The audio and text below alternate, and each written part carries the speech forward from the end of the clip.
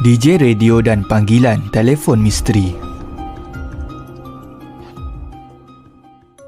Terdapat kisah benar dialami oleh DJ Ismah Halil yang berlaku pada lewat 90-an. Pada ketika itu, dia mengendalikan sebuah rancangan radio secara langsung bermula tepat jam 12 malam setiap malam Jumaat di stesen radio THR. Seperti biasa, dalam rancangan tersebut, DJ Ismah Halil akan membuka ruang panggilan telefon kepada peminat untuk berkongsi kisah seram yang pernah dilalui. Pada malam kejadian, seorang pemanggil wanita telah berkongsi kisah seramnya kepada DJ Ismah serta seluruh pendengar di radio tersebut.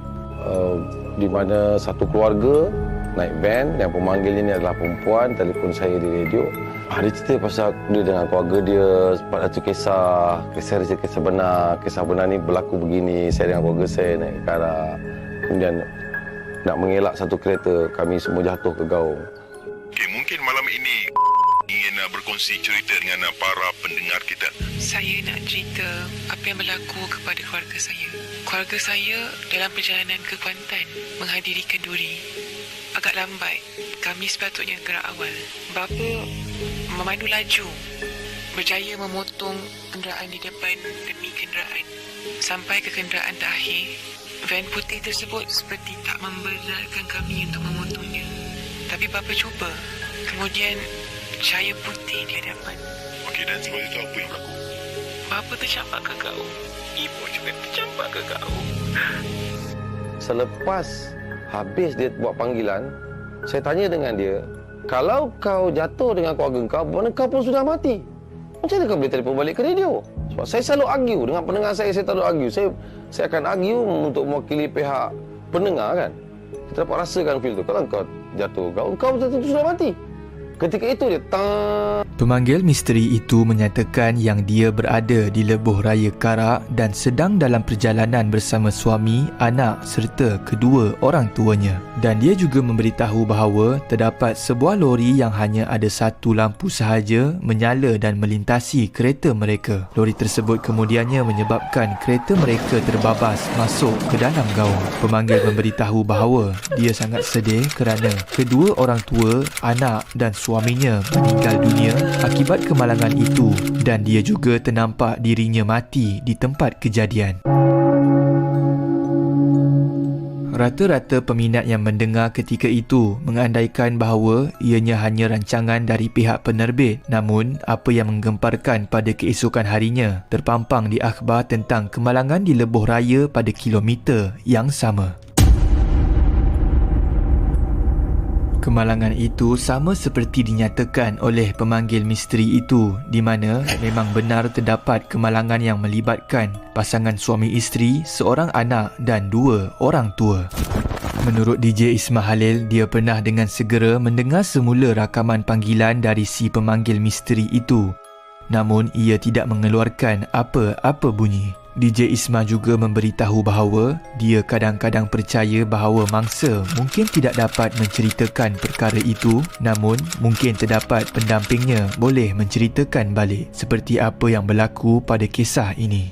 Terdapat juga komen pada kisah seram ini bahawa dia pernah mendengar live radio tersebut dan dikatakan wanita itu telefon pada pukul 1.30 pagi dan dia mendengar bahawa DJ Ismah marah akan wanita itu kerana menceritakan tentang kematian ibu dan ayahnya kerana DJ Ismah menganggap itu adalah gurauan yang kasar kerana melibatkan nyawa. Namun dia mendengar bahawa wanita itu memang betul-betul mengatakan bahawa mereka telah mati dan akhir sekali terdengar bunyi tangisan pada panggilan telefon.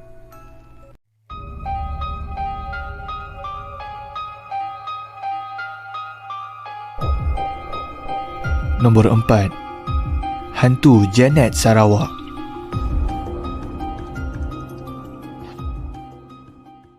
Kisah ini adalah antara kisah seram paling popular dalam kalangan rakyat Sarawak, terutamanya mereka yang berada di Bandar Kuching. Hantu Janet ini berkisah tentang seorang jururawat di sebuah hospital umum Sarawak yang berbangsa Tionghoa, iaitu Janet.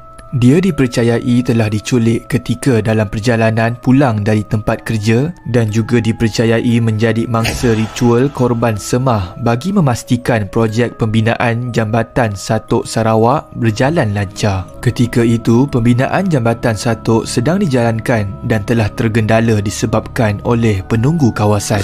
Menurut kepercayaan orang dahulu, korban manusia iaitu gadis perawan perlu dibuat dalam ritual semah. Kepala mereka akan dipenggal dan ditanam di tiang konkrit bagi mengukuhkan jambatan dan seterusnya pembinaan tersebut berjalan dengan lancar tanpa sebarang gangguan makhluk halus. Kemudian pada suatu hari, pihak polis dengan bantuan penduduk setempat telah menemui mayat tanpa kepala dan dipercayai ia adalah badan Janet. Ibu bapa Janet kemudiannya telah mengebumikan anak mereka dengan pakaian dan kasut berwarna merah kerana mengikut kepercayaan Cina, wanita yang mati memakai pakaian serba merah, rohnya akan kembali untuk membalas dendam.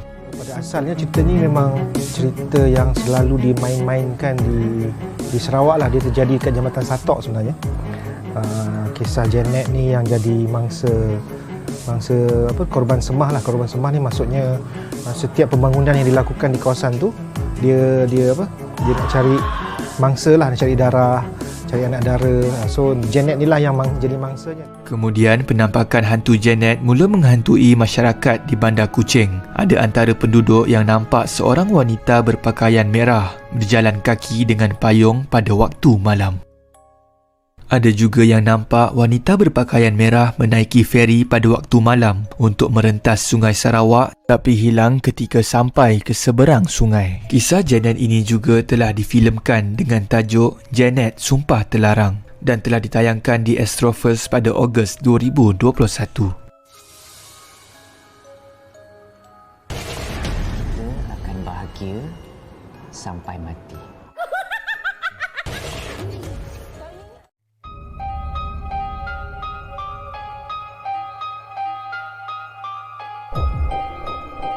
Nombor 3.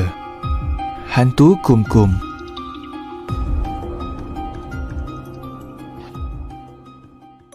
Kisah hantu Kumkum pernah menghantui perkampungan di negeri tertentu, terutamanya di Johor. Hantu Kumkum adalah seorang perempuan menjual kain yang akan datang dari rumah ke rumah dengan niat untuk mencari gadis sunti, iaitu anak perempuan yang belum balik sebagai mangsanya. Asal perkataan Kumkum adalah daripada perkataan hujung Assalamualaikum. Hantu wanita ini hanya boleh menyebut kum kum kum.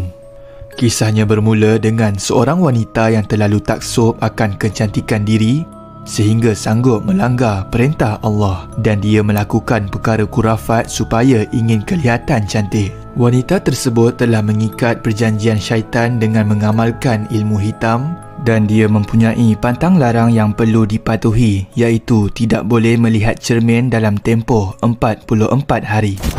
Sejak dari itu, ramai orang memuji-muji akan kejelitaannya lalu menyebabkan dia menjadi terlalu teruja dan tidak sabar untuk melihat wajahnya di cermin. Setelah melihat cermin, wajahnya diharapkan cantik telah bertukar menjadi buruk, hodoh serta lama-kelamaan hanyir bernanah. Sehinggakan dia terpaksa menutup semua kekurangan diri dengan kain seperti wanita berperudah. Pengamal ilmu tu dilarang tengok cermin selama 44 hari. Apabila terikat perjanjian dengan syaitan, maka dia terpaksa menuruti arahan seterusnya supaya kembali cantik dengan cara menghisap darah gadis sunti. Maka wanita ini mula merayau-rayau dari rumah ke rumah untuk mencari gadis sunti sebagai mangsa.